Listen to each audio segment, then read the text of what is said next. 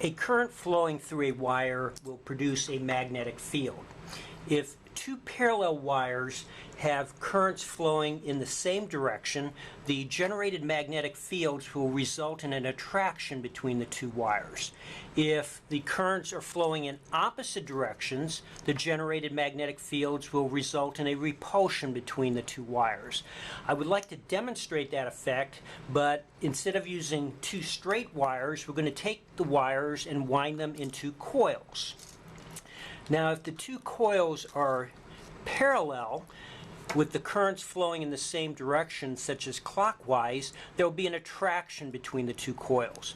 If the currents are flowing in opposite directions, such as one clockwise and one counterclockwise, there will be a repulsion between the two wires.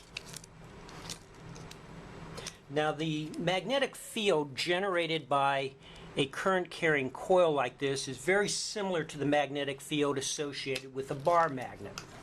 If you take the fingers of your right hand and put them in the direction of the current flowing around the coil, your thumb is going to point down the center, and if you replace the coil with a bar magnet where your thumb is, you will get similar magnetic fields.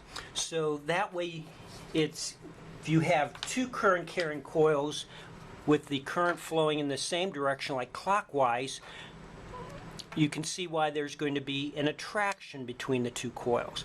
And if one's flowing clockwise and one counterclockwise, you'll see why there will be a repulsion between the two coils.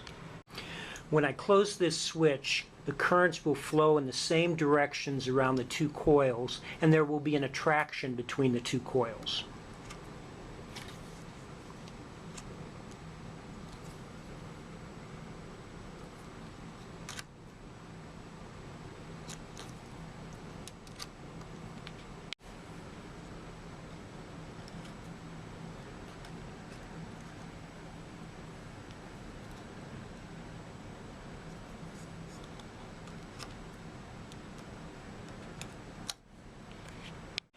Now when I throw the switch, we're going to have the currents flowing in opposite directions around the two coils, and so there will be a repulsion between the two coils.